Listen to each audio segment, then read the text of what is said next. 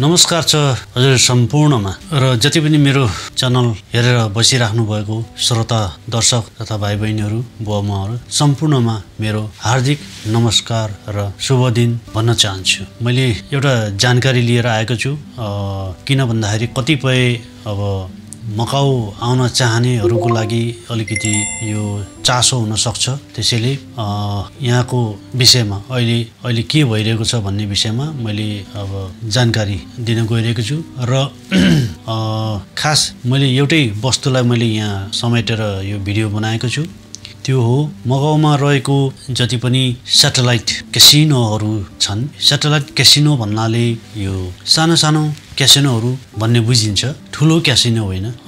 जति पनि त्यो सानो क्यासिनोहरू यो वर्षको अन्तिमसम्म डिसेम्बरसम्ममा बन्द हुने भएको छ। हुन त यो 3 वर्ष अगाडि नै अब यो सरकारले चाहिँ मौका दिइसकेको हो 3 वर्षसम्ममा आफ्नो सबै कुराहरू व्यवस्थापन गर्नु भनेर चाहिँ सरकारले 3 वर्षको समय दिएको त्यो अवधि सकियो र अब यो डिसेम्बरसम्ममा त्यो जति पनि सानो अर्थात् स्याटेलाइट क्यासिनोहरू बन्द हुने भएको छ। यो जति पनि सानो क्यासिनोहरू छन् यो क्यासिनोहरू पनि अब ठुलो क्यासिनोहरूकै अन्डर लाइसेन्समा यो चाहिँ काम भइरहेको हुन्छ। तर पनि अब यहाँको क्यासिनो अपरेटरहरू र सरकारको समन्वयबाट अब यो सानो सानो क्यासिनोहरू चाहिँ बन्द गर्ने अब भएको छ। अब यो सानो क्यासिनोहरू बन्द भएपछि अब यहाँ के समस्या आउँछ त भन्नाले अब बेरोजगार त अब भत्ते बढ्ने भयो। किन भन्दाखेरि त्यहाँ करिब अब 5600 देखि 6000 सम्म भनिएको छ। यो क्यासिनोहरू बन्द भएमा त्यतिको संख्यामा अब यो के अरे बेरोजगार हुनेछ।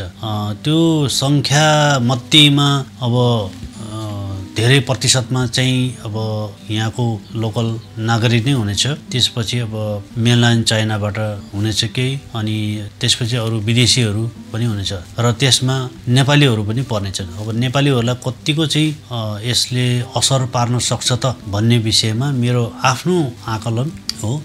यो क्यासिनोमा यो डाइरेक्ट त्यहाँ काम गर्ने र अब त्यसपछि सप्लाई कम्पनीको थ्रुबाट काम गर्नेहरू नेपालीहरू छन्।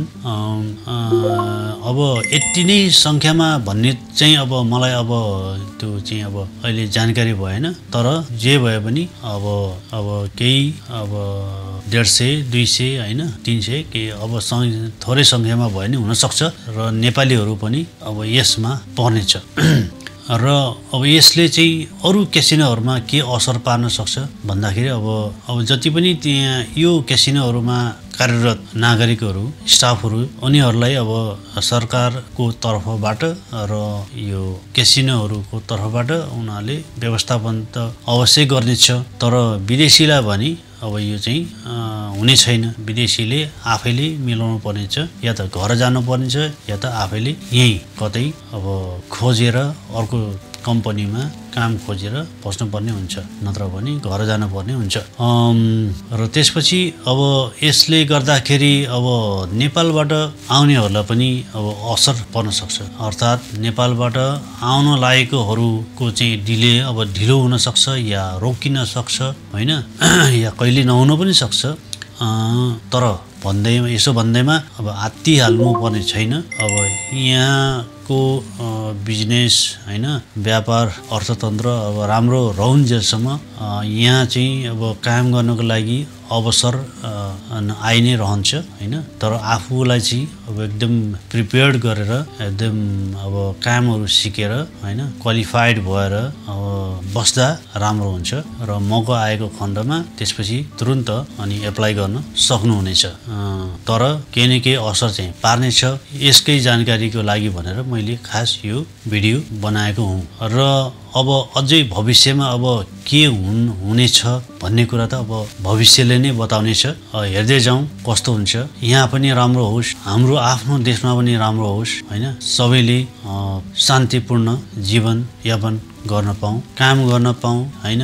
आफ्नो परिवारलाई चाहिँ राम्रोसँग हेर्न पाऊँ। सबै कुराहरू सबैको राम्रो हुँदै जाओस् भन्ने मेरो कामना छ। र अब यो भनिरहँदा अब कुन कुन स्याटेलाइट क्यासिनोहरू पर्न सक्छ त भन्ने कुरा पनि आउन सक्छ र त्यो क्यासिनोहरू जस्तै भयो अब कासारियल भन्ने छ हैन अनि के अरे वाल्डो भन्ने छ अनि अब मोका क्लब भन्ने छ अनि त्यसपछि हैन अनि यो क्यासिनो एम्परर प्यालेस छ है यस्तै आदि इत्यादिहरू छ हैन अब पोन्टे 16 भयो हैन एलार्क भयो अब 11 मध्ये अब केही 2-3 वटा क्यासिनोहरू चाहिँ अझै पनि अब सुचारू हुन्छ रे भन्ने पनि अब कुरो छ यो समाचार अनुसार त्यसैले अब हेर्दै जाउँ कस्तो हुन्छ भविष्यमा है र सबैले अब राम्रो काम पाउने अवसर मिलोस् हैन हाम्रो देशमा पनि राम्रो होस् अहिले